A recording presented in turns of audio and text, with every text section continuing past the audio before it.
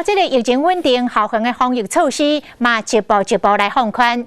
教育部来公布着上新的校园的指引，这学生伫课外上体育课会当唔免过来挂喙罨，这个游泳课嘛会当恢复咯。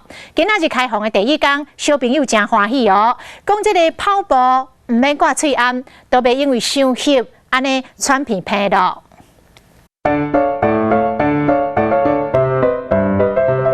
这学生囡仔有够无用，一手八关，另外一手都爱挂喙罨，即马唔免遐费气啊！因为教育部宣布讲，伫室外体育课唔免搁挂喙罨啊！这对这囡仔来讲，真的是好小心。上什么课最不舒服？体育课。热，我觉得很热。不要我不要。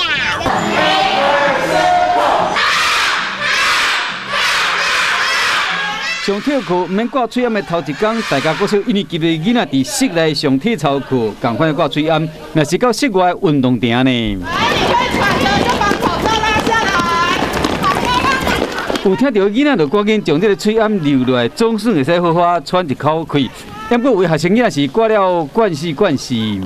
比较不适应啊，刚才叫他们拿口罩下来，他们还觉得说不用，他们已经习惯睡觉也戴口罩。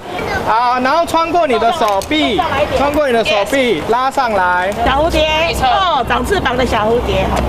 教育部宣布讲，即马开始体育课会使唔免挂喙罨，嘛恢复上游泳课。运动比赛只要事先翕相注册，就会使免挂喙罨比赛。是讲台北市有真个学校考虑到游泳课拢是伫室内场所。同款有真济限制，伫室外免挂喙罨的头一天，这学生囡仔拢真欢喜。大家咧看来看去，原来大家拢伫换鞋，原来是生做安尼。